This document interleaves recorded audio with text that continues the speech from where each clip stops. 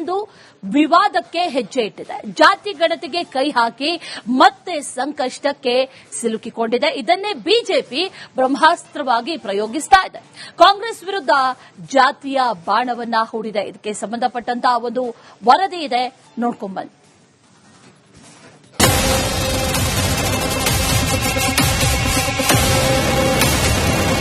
ಜಾತಿಗಣತಿ ಅನ್ನೋದು ಜೇನುಗೂಡು ಇದ್ದಂತೆ. ಇದಕ್ಕೆ ಕೈ ಹಾಕುವಾಗ ತುಂಬಾನೇ ಹುಷಾರಾಗಿರಬೇಕು. ಸ್ವಲ್ಪ ಯಾಮಾರಿದ್ರೂ ಕಷ್ಟ. ಆದ್ರೆ ಸಿದ್ದರಾಮಯ್ಯ ಸರ್ಕಾರ ಹಿಂದೆ ಮುಂದೆ ನೋಡದೆ ಜಾತಿಗಣತಿ ಜೇನುಗೂಡಿಗೆ ಕೈ ಹಾಕಿ ಸಂಕಷ್ಟದಲ್ಲಿ ಸಿಲುಕಿಕೊಂಡಿದೆ. ಜಾತಿ ಜ್ವಾಲೆಯಲ್ಲಿ ಸಿಲುಕಿತ ಕಾಂಗ್ರೆಸ್ ಸರ್ಕಾರದ ವಿರುದ್ಧ ಬಿಜೆಪಿ ಜಾತಿ ಬ್ರಹ್ಮಾಸ್ತ್ರ ಪ್ರಯೋಗ. ಕಾಂಗ್ರೆಸ್ ಸರ್ಕಾರ ಒಳ ಮೀಸಲಾತಿ ಘೋಷಣೆ ಮಾಡಿ ಕೆಲ ಸಮುದಾಯಗಳ ಕೆಂಗಣ್ಣಿಗೆ ಗುರಿಯಾಗಿದೆ. ಈ ಬೆನ್ನಲ್ಲೇ ಜಾತಿ ಗಣತಿ ಮಾಡಲು ಹೊರಟಿರುವಂತಹ ಸರ್ಕಾರ ಧರ್ಮದ ಕಾಲಂನಲ್ಲಿ ನಾಸ್ತಿಕ ಅಂತ ಸೇರಿಸಿದ್ದಲ್ಲದೆ ಕ್ರೈಸ್ತ ಧರ್ಮಕ್ಕೆ ಹಿಂದೂ ಉಪಜಾತಿ ಸೇರಿಸಿ ಸಂಕಷ್ಟಕ್ಕೆ ಸಿಲುಕಿದೆ. ಹೀಗೆ ಕೆಲ ವಿವಾದಿತ ಹೆಜ್ಜೆಗಳ ಮೂಲಕ ಹಲವು ಸಮುದಾಯಗಳ ಕೆಂಗಣ್ಣಿಗೆ ಗುರಿಯಾಗಿದೆ. ಅವೈಜ್ಞಾನಿಕ ಒಳ ಮೀಸಲಾತಿ ವಿರೋಧ ಮಾಡಿ ಕೆಲ ಸಮುದಾಯಗಳು ಬೃಹತ್ ಹೋರಾಟ ಮಾಡ್ತಾ ಇದೆ. ಕೊರಚ, ಕೊರಮ, ಭೋವಿ, ಅಲೆಮಾರಿ, ಲಮಾಣಿ ಸಮುದಾಯಗಳು ತೀವ್ರ ವಿರೋಧವನ್ನು ವ್ಯಕ್ತಪಡಿಸಿವೆ. ಇದಿಷ್ಟೇ ಅಲ್ಲ, ಸರ್ಕಾರದ ವಿರುದ್ಧ ಕುರುಬ ಸಮುದಾಯದ ಕಿಚ್ಚು ಹೊತ್ತಿಕೊಂಡಿದೆ. ಎಸ್ಟಿಗೆ ಕುರುಬ ಸಮುದಾಯವನ್ನ ಸೇರಿಸಲು ಒಳಗೊಳಗೆ ಕಿಡಿ ಹೊತ್ತಿದೆ. ನಿನ್ನೆ ನಡೆಯಬೇಕಿದ್ದ ಎಸ್ಟಿ ಇಲಾಖೆಯ ಸಭೆ ದಿಢೀರ್ ಮುಂದೂಡಿಕೆಯಾಗಿದೆ. ಇದಿಷ್ಟೇ ಅಲ್ಲ, ಸರ್ಕಾರದ ನಡೆ ಬಗ್ಗೆ ವಾಲ್ಮೀಕಿ ಸಮುದಾಯ ಸಭೆ ನಡೆಸಲು ಮುಂದಾಗಿದೆ. 18ನೇ ತಾರೀಕು ವಾಲ್ಮೀಕಿ ಸಮುದಾಯದ ಶ್ರೀಗಳ ನೇತೃತ್ವದಲ್ಲಿ ಶಾಸಕರು ಹಾಗೂ ಸಚಿವರ ಸಭೆ ನಡೆಯಲಿದೆ. ವಾಲ್ಮೀಕಿ ನಾಯಕರ ಜಾತಿಗೆ ಇತರೆ ಮೇಲ್ವರ್ಗದ ಜಾತಿಗಳನ್ನ ಸೇರ್ಪಡೆ ಮಾಡ್ತಾ ಇರುವಂತಹ ಬಗ್ಗೆ ಚರ್ಚೆ ಕೂಡ ನಡೆಯಲಿದೆ. ಇದು ಇಲ್ಲಿಗೆ ಮುಗ್ದಿಲ್ಲ. ಜಾತಿಗಣತಿ ಲಿಂಗಾಯತ ನಾಯಕರ ವಿರೋಧಕ್ಕೂ ಕೂಡ ಕಾರಣವಾಗಿದೆ. ಜಾತಿಗಣತಿ ಕಾಂಗ್ರೆಸ್, ಬಿಜೆಪಿ, ವೀರಶೈವ ಲಿಂಗಾಯತ ನಾಯಕರ ನಡುವೆ ಕಲಹ ಎಬ್ಬಿಸಿದೆ. ಧರ್ಮದ ಕಲಂನಲ್ಲಿ ವೀರಶೈವ ಲಿಂಗಾಯತ ಅಂತ ಬರೆಸುವಂತೆ ಮಹಾಸಭಾ ತೀರ್ಮಾನಿಸಿದೆ. ಆದರೆ ಧರ್ಮದ ಕಲಂನಲ್ಲಿ ಹಿಂದೂ ಅಂತ ಬರೆಸಿ ಜಾತಿ ಕಲಂನಲ್ಲಿ ವೀರಶೈವ ಲಿಂಗಾಯತ್ ಅಂತ ಬರೆಸುವಂತೆ ಬಿಜೆಪಿ ನಾಯಕರು ಒತ್ತಾಯ ಮಾಡಿದ್ದಾರೆ. ಈ ನಡುವೆ ಸಮೀಕ್ಷೆ ನಡೆಸ್ತಾ ಇರೋದು ಧರ್ಮ ತೀರ್ಮಾನ ಮಾಡಲು ಅಲ್ಲ ಅಂತ ಸಿಎಂ ಸಿದ್ದರಾಮಯ್ಯ ಹೇಳಿದ್ದಾರೆ. ಇದನ್ನೆಲ್ಲ ನೋಡ್ತಾ ಇದ್ರೆ ಜಾತಿ ಜ್ವಾಲೆಯಲ್ಲಿ ಸರ್ಕಾರ ಸಿಲುಕಿಕೊಂಡಂತೆ ಕಾಣ್ತಾ ಇದೆ. ಇದರಿಂದ ಕಾಂಗ್ರೆಸ್ ಹೇಗೆ ಹೊರಬರುತ್ತೆ ಅನ್ನೋದೇ ಪ್ರಶ್ನೆ. ಬಡ ಕುಟುಂಬದಲ್ಲಿ ಅರಳಿದ ನಾಯಕ, ಬಾಲ್ಯದಲ್ಲಿಯೇ ಮನೆ ಬಿಟ್ಟು ಸನ್ಯಾಸಿಯಂತೆ ದೇಶದ ನಾನಾ ಭಾಗಗಳಲ್ಲಿ ಸಂಚರಿಸಿದ ನರೇಂದ್ರ ಮೋದಿ ತಮ್ಮ ಜೀವನವನ್ನೇ ಜನಸೇವೆಗೆ ಅರ್ಪಿಸಿದಂತ ಮಹಾಪುರುಷ. ಪ್ರಧಾನಿ ಮೋದಿಗೆ 75ನೇ ವಸಂತದ ಸಂಭ್ರಮ.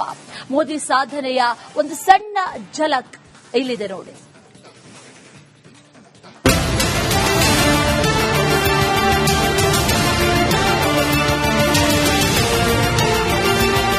ಬಡ ಕುಟುಂಬದಲ್ಲಿ ಜನಿಸಿದ ನಾಯಕ, ಚಿಕ್ಕ ವಯಸ್ಸಿನಲ್ಲಿಯೇ ಮನೆ ತೊರೆದ ಸಾಧಕ, ಸನ್ಯಾಸಿಯಾಗಿ ಸುತ್ತಾಡಿದ ಸಂತ, ಆರ್ಎಸ್ಎಸ್ ಪ್ರಚಾರಕರಾಗಿ ಕೆಲಸ ಮಾಡುತ್ತಿದ್ದ ಕಾರ್ಯಕರ್ತ, ಪ್ರಧಾನಿ ಪಟ್ಟ ಅಲಂಕರಿಸಿದ್ದು ಇತಿಹಾಸ.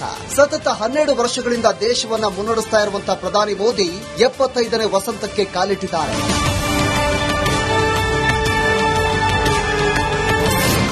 ಪ್ರಧಾನಿ ಮೋದಿಗೆ 75ನೇ ಹುಟ್ಟುಹಬ್ಬ ಸಂಭ್ರಮ. ಜಗಮೆಚ್ಚಿದ ನಾಯಕನ ಸಾಧನೆ ಅಪಾರ. ಪ್ರಧಾನಿ ಮೋದಿ 75ನೇ ವಸಂತಕ್ಕೆ ಕಾಲಿಟ್ಟಿದ್ದಾರೆ. ಮಧ್ಯಪ್ರದೇಶದ ದಾರ್ನಲ್ಲಿ ಮೆಗಾ ಜವಳಿ ಉದ್ಯಾನವನವನ್ನು ಉದ್ಘಾಟಿಸುವ ಮೂಲಕ ಪ್ರಧಾನಿ ನಮೋ 75ನೇ ಹುಟ್ಟುಹಬ್ಬವನ್ನು ಆಚರಿಸಿಕೊಳ್ಳಲಿದ್ದಾರೆ. ಗುಜರಾತ್ನ ಮೆಹಸ್ನಾದಲ್ಲಿ ಜನಿಸಿದಂತಹ ಪ್ರಧಾನಿ ಮೋದಿ ಅತಿ ಹೆಚ್ಚು ಕಾಲ ಸೇವೆ ಸಲ್ಲಿಸಿದ ಕಾಂಗ್ರೆಸ್ಸೇತರ ಪ್ರಧಾನಿ. 5 ವರ್ಷದ 2 ಅವಧಿಯ ಸರ್ಕಾರ ನೀಡಿದ ಮೊದಲ ಕಾಂಗ್ರೆಸ್ಸೇತರ ನಾಯಕ ಎಂಬ ಹೆಗ್ಗಳಿಕೆಗೆ ಪಾತ್ರರಾಗಿದ್ದಾರೆ. ಅಂದಹಾಗೆ ಪ್ರಧಾನಿಯಾಗಿ ಮೋದಿ ಸಾಧನೆಗಳು ಅಪಾರ. ಇಡೀ ವಿಶ್ವವೇ ನಮೋ ಅವರನ್ನ ಹಾಡಿ ಹೊಗಳ್ತಾ ಇದೆ. ಇದಕ್ಕೆ ಸಾಕ್ಷಿ ಎನ್ನುವಂತೆ ಜುಲೈನಲ್ಲಿ ಅವರು ವಿಶ್ವ ನಾಯಕರ ಡೆಮಾಕ್ರೆಟಿಕ್ ಲೀಡರ್ ಅಪ್ರೂವಲ್ ರೇಟಿಂಗ್ಸ್ ಪಟ್ಟಿಯಲ್ಲಿ 75% ಅಂಕ ಪಡೆದುಕೊಂಡಿದ್ದಾರೆ. ಕಳೆದ 11 ವರ್ಷಗಳ ಅಧಿಕಾರ ಅವಧಿಯಲ್ಲಿ ರಾಷ್ಟ್ರೀಯ ಮತ್ತು ಅಂತಾರಾಷ್ಟ್ರೀಯ ವೇದಿಕೆಗಳಲ್ಲಿ ದೇಶವನ್ನ ಮುನ್ನಡೆಸಿದ್ದಾರೆ. ಮೋದಿ ಸಾಧನೆ ಗರಿ. ನರೇಂದ್ರ ಮೋದಿ ಕಾಂಗ್ರೆಸ್ಸೇತರ ಭಾರತದ ಜನಪ್ರಿಯ ಪ್ರಧಾನಮಂತ್ರಿಯಾಗಿದ್ದಾರೆ. ವಿಶ್ವದಲ್ಲಿ ಭಾರತಕ್ಕೆ ಹೊಸ ಗೌರವ ತಂದುಕೊಟ್ಟಿದ್ದಾರೆ. ರಾಮ ಮಂದಿರ ನಿರ್ಮಿಸಿದ ಹೆಗ್ಗಳಿಕೆಯ ನಾಯಕ. ಜಮ್ಮು ಮತ್ತು ಕಾಶ್ಮೀರದ 370 ಟ್ರಿಬಲ್ ತಲಾಕ್ ರದ್ದು.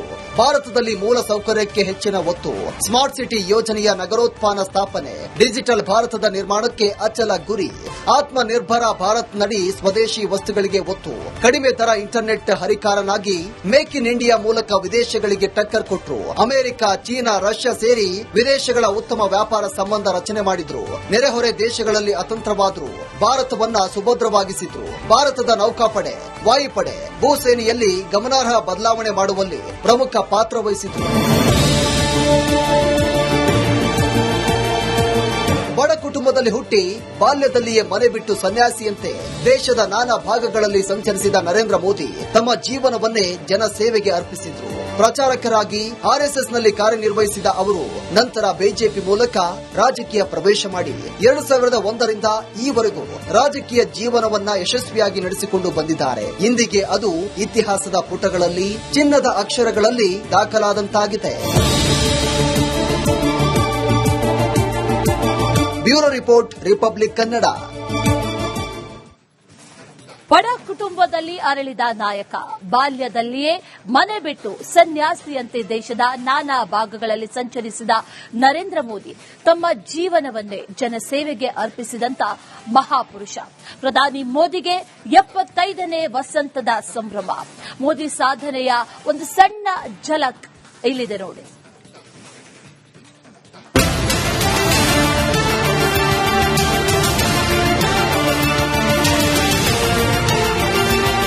ಬಡ ಕುಟುಂಬದಲ್ಲಿ ಜನಿಸಿದ ನಾಯಕ, ಚಿಕ್ಕ ವಯಸ್ಸಿನಲ್ಲಿಯೇ ಮನೆ ತೊರೆದ ಸಾಧಕ, ಸನ್ಯಾಸಿಯಾಗಿ ಸುತ್ತಾಡಿದ ಸಂತ, ಆರ್ಎಸ್ಎಸ್ ಪ್ರಚಾರಕರಾಗಿ ಕೆಲಸ ಮಾಡುತ್ತಿದ್ದ ಕಾರ್ಯಕರ್ತ, ಪ್ರಧಾನಿ ಪಟ್ಟ ಅಲಂಕರಿಸಿದ್ದು ಇತಿಹಾಸ. ಸತತ 12 ವರ್ಷಗಳಿಂದ ದೇಶವನ್ನ ಮುನ್ನಡೆಸ್ತಾ ಇರುವಂತಹ ಪ್ರಧಾನಿ ಮೋದಿ 75ನೇ ವಸಂತಕ್ಕೆ ಕಾಲಿಟ್ಟಿದ್ದಾರೆ.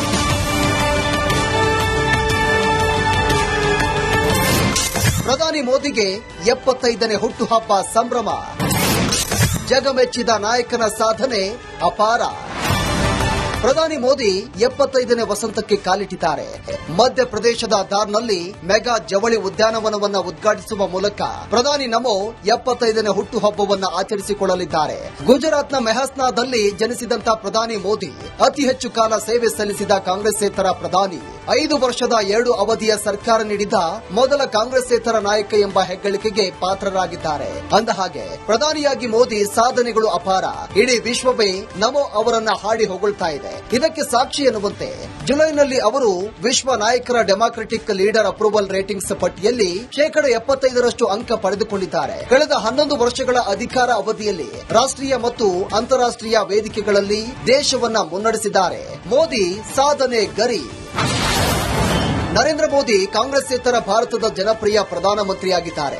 ವಿಶ್ವದಲ್ಲಿ ಭಾರತಕ್ಕೆ ಹೊಸ ಗೌರವ ತಂದುಕೊಟ್ಟಿದ್ದಾರೆ. ರಾಮ ಮಂದಿರ ನಿರ್ಮಿಸಿದ ಹೆಗ್ಗಳಿಕೆಯ ನಾಯಕ. ಜಮ್ಮು ಮತ್ತು ಕಾಶ್ಮೀರದ 370 ಟ್ರಿಬಲ್ ತಲಾಕ್ ರದ್ದು.